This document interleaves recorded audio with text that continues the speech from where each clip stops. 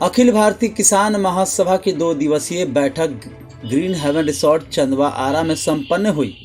बैठक में 16 राज्यों से 61 किसान नेताओं ने भाग लिया। बैठक में किसान आंदोलन के जीत पर किसानों के साथ देशवासियों को बधाई देते हुए एमएसपी का कानूनी दर्जा लेने लखीमपुर खीरी जनसंहार के साजिशकर्ता अजय मिश्र टोनी से केंद्रीय मंत्रिमंडल से बर्खास्त कर गिरफ्तार करने, डैम का स्वर्णकार कर सोन नहरों में सालों भर पानी देने व अन्य राज्यों के ज्वलंत किसानों के मांगों को लेकर नियमित संघर्ष चलाने का आह्वान की गई।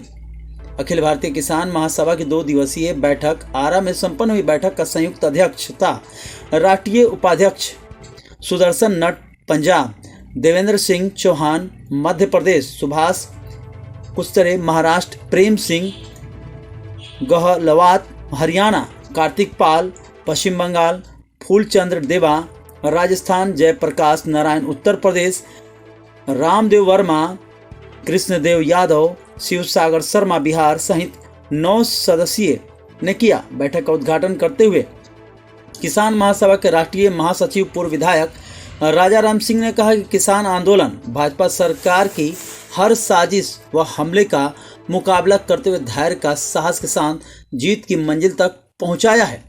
सभी को धन्यवाद दिया। जो टीचर तहसील खासतौर पे वहाँ हम अपना प्रोग्राम चला करके अपनी उपस्थिति जो है इस कार्यकाल में रखेंगे। मुझे उम्मीद है कि अच्छा ही होगा। और रही बात ये कि यहाँ बातें बहुत सारी आ रही है, देखिए हमें औपचारिक करना चाहिए। आंदोलन के ऐतिहासिक जीत और मजबूती बनाने के लिए जो आज आपका अधिवेशन चला, अधिवेशन में पूरे देश भर से कॉमरेड पहुंचे हैं और आज इस अधिवेशन में क्या मुद्दा रहा, किस विषय पर ज़्यादा चर्चा रहा?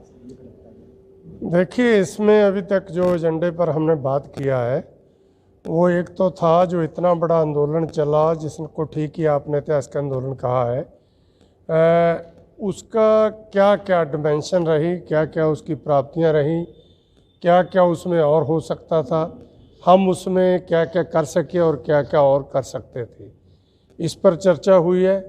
और आगे हम बात करेंगे कि अगला स्टेप किसान आंदोलन का और ऑल इंडिया किसान महासभा का क्या होना चाहिए, ये खाने के बाद अगले सेशन में इस पर बात होगी। तो क्या किसान आंदोलन जो हुआ उसको किस तरीके से देखते हैं? क्या सरकार ने उसे हटा दिया या वापस ले लिया, फिर से एक नए फॉर्मेट में लाकर फिर से लागू करने के बात है? देखिए, किसान आंदोलन को सरकार नहीं हटा सकी, सरकार पीछे हटी है जो वो कारपोरेट प्रस्त कानून लेके आई थी। किसान आंदोलन ने भी मतलब कोई ऐसा नहीं कि सरकार पर आंखें मीट कर यकीन कर लिया। इसलिए संयुक्त किसान मोर्चा ने कहा कि हम जे दिल्ली मोर्चा ख़त्म कर रहे हैं, हम अगर आंदोलन को मुलतवी कर रहे हैं, सस्पेंड कर रहे हैं, हम देखेंगे कि सरकार ने जो वादे हमारे साथ किए हैं उस पर सरकार क्या करती है। और 15 जनवरी को संयुक्त किसान मोर्चा की अगली मीटिंग दिल्ली में होगी। 1 महीना में सरकार ने क्या किया, केस वापसी का क्या हुआ, एमएसपी पर बनने वाली कमेटी का क्या हुआ, अगर उनकी प्रोग्रेस तसल्ली बख्श नहीं होगी चीज़ों की तो मोर्चा दोबारा सोचेगा कि इस पर देश के किसान को क्या करना चाहिए। ठीक है सर, किसानों की बात हो गई। अभी फिलहाल एक नया फिर बखेड़ा सामने आ रहा है कि लड़कियों की शादी का जो उम्र सीमा थी उसे बढ़ाया गया है। तो क्या लगता है कि देश में जो अन्य मुद्दाओं को अलग करके एक अलग मुद्दा क्रिएट किया जा रहा है? ये देखिए, पहले से ही है कि जब इलेक्शन आसपास होता है तो बीजेपी की सरकार कुछ ना कुछ ऐसा करती है जो मतलब मान लो फोकस से चीज़ों को हटा दिया जाए। तो इस पर हम सोचेंगे कि इस पर किसान महासभा को क्या स्टैंड लेना चाहिए, इस पर चर्चा होगी आगे, उसके बाद ही इस पर बोलेंगे, ऐसे उससे पहले नहीं। चलिए सुदामा जी, अब आप ख़त्म तो हो गया, मतलब ख़त्म हो गया है या बस? हिंदुस्तान के किसान आंदोलन ने जो पूरे देश की खेती को, फसलों को कॉरपोरेट के हाथों में नीलाम कर देने की, बेच देने की जो साजिश और कोशिश थी उसको फेल किया है, उस पर रोक लगाया है। मोदी सरकार को पीछे हटना पड़ा है। हम इस मौके पर किसान महासभा की इस बैठक के जरिए पंजाब को, तमाम किसान आंदोलन में शामिल देश के करोड़ों किसानों को अपने उन तमाम शहीदों को नमन कर रहे हैं, सैल्यूट कर रहे हैं। और आने वाले दिनों में जो देश में कृषि संकट है वो ख़त्म नहीं हुआ है। देश में कर्जा में डूब करके किसानों की आत्महत्या बंद नहीं हुई है। अभी भी फसलों की खरीद का सवाल बना हुआ है, खेती को लाभकारी बनाने का सवाल बना हुआ है। सिंचाई के बड़े बड़े जो डैम्स, बांध, नहरें जो बनी थीं 55 में, 50 और 60 के दशक में, वो सब जीर्ण शीर्ण हो रही हैं और सरकार सिंचाई का निजीकरण करने की तरफ बढ़ रही है। बीज पर धीरे धीरे हमारा नियंत्रण खत्म हो गया है।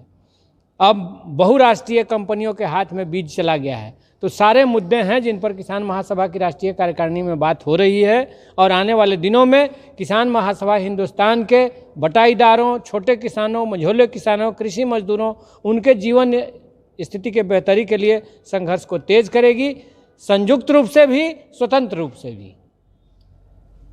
का बैठक हुआ, कई बिंदुओं पर चर्चा हुआ, 2 दिवसीय कार्यक्रम चला और देश में किसानों की स्थिति क्या मतलब सुधर रही है या केवल एक कानून को हम वापस समझते हैं कि इन कृषि कानूनों को पंजाब के किसानों ने सबसे पहले समझा कि इसके क्या नतीजे होंगे।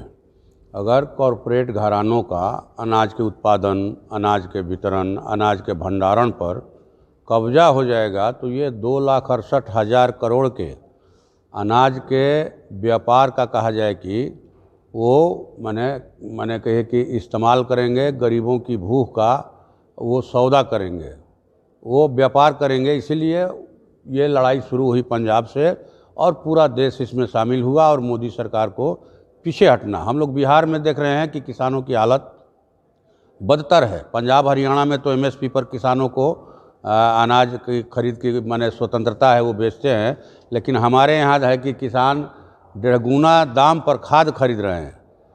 1200 का डीएपी 1800 में खरीद रहे हैं, वो भी काला बाज़ार में नहीं मिल रहा है और आधे कीमत पर धान बेच रहे हैं। मोदी जी कह रहे हैं कि हम 2022 तक किसानों की आमदनी को दुगना करेंगे।